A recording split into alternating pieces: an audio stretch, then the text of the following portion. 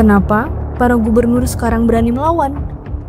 Kisruh pemotongan TKD dan bayangan warisan Sri Mulyani.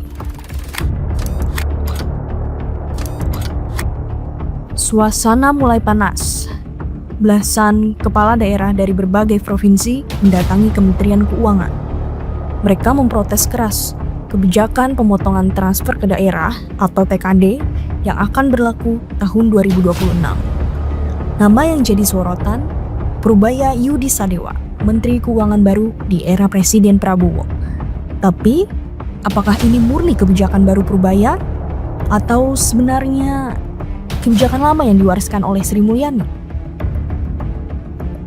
TKD atau transfer ke daerah adalah salah satu sumber utama keuangan daerah di Indonesia. Isinya mencakup dana alokasi umum, dana alokasi khusus, dana bagi hasil, dan berbagai insentif kinerja. Pada tahun 2024, TKD mencapai sekitar 864 triliun rupiah, hampir 30% dari total belanja negara. Tapi, dalam rancangan anggaran 2026, TKD turun drastis, jadi sekitar 650 triliun rupiah. Artinya, ada pengurangan lebih dari 200 triliun rupiah hanya dalam 2 tahun. Dan disinilah konflik mulai muncul. Pemerintah pusat menyebut pemangkasan ini sebagai bagian dari reformasi fiskal agar transfer lebih efisien, berbasis kinerja, dan tidak boros. Namun bagi daerah, pemotongan ini artinya anggaran pendidikan, kesehatan, dan infrastruktur lokal akan terganggu. Mari kita lihat contoh konkret. Di Provinsi Jawa Tengah, estimasi pemotongan TKD mencapai 9,4 triliun rupiah. Di Sumatera Barat, sekitar 4,2 triliun rupiah. Bahkan, di provinsi kaya sumber daya, seperti Kalimantan Timur, pemotongan DAK dan DAU mencapai hampir 6 triliun rupiah. Angka ini bukan kecil. Bagi banyak daerah, 60-80% belanja APBD mereka berasal dari TKD. Jadi, ketika pusat memotong alokasi, dampaknya langsung terasa pada pembangunan jalan dan irigasi, program kesehatan gratis, gaji tenaga kontrak dan honorer, hingga subsidi transportasi publik. Karena itu, para gubernur sekarang bersuara, kalau ini terus berlanjut, pelayanan publik bisa lumpuh. Tapi muncul pertanyaan menarik. Kenapa baru sekarang mereka berani protes keras? Bukankah kebijakan ini sudah dirancang sejak lama? Jawabannya sederhana.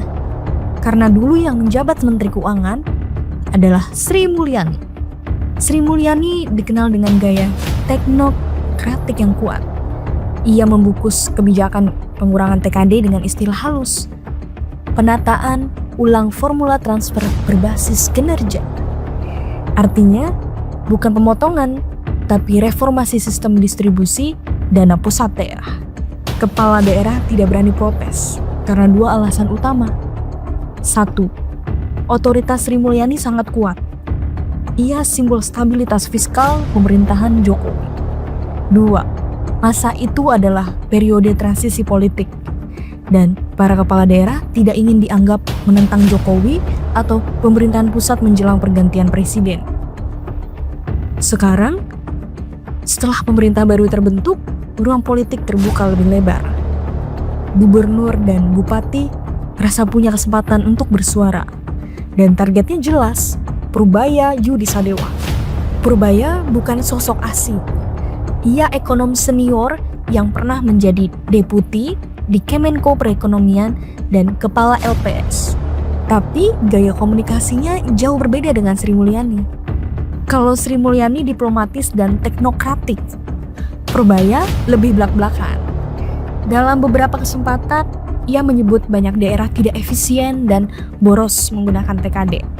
Kalimat seperti inilah yang membuat hubungan pusat daerah jadi panas. Purubaya mewarisi rancangan kebijakan TKD dari era Sri Mulyani.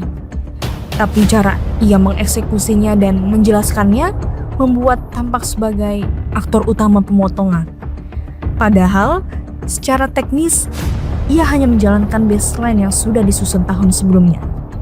Kalau kita bandingkan cara Sri Mulyani dan Purbaya mengelola kebijakan transfer ke daerah atau TKD, sebenarnya arah kebijakannya sama, yaitu menghemat anggaran dan memperbaiki sistem penyaluran dana daerah. Tapi cara keduanya mengeksekusi dan mengkomunikasikan kebijakan itu sangat berbeda, sehingga hasil politiknya pun berlawanan. Di masa Sri Mulyani, kebijakan TKD dikemas dengan bahasa yang rapi dan teknokratik.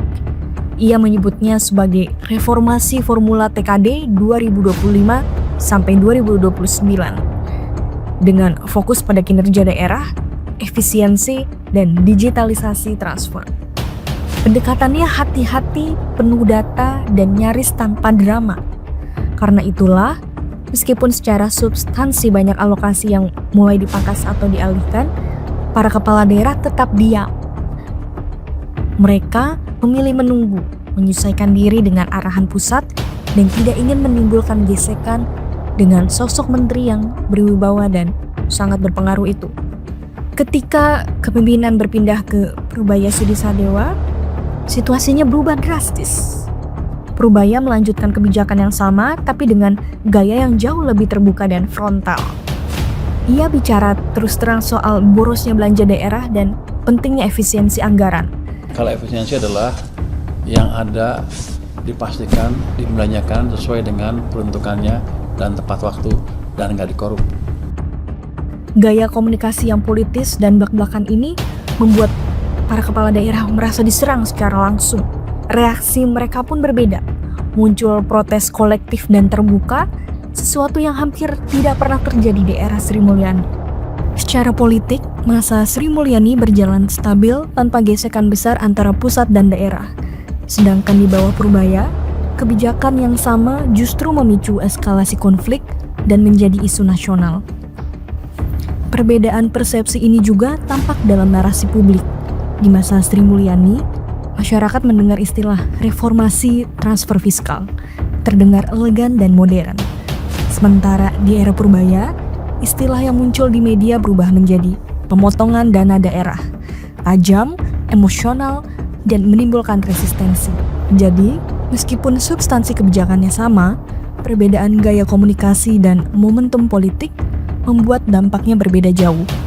Purbaya terlihat seperti pemotong dana daerah, padahal yang ia lakukan sebenarnya adalah melanjutkan kebijakan Sri Mulyani dengan eksekusi lebih tegas.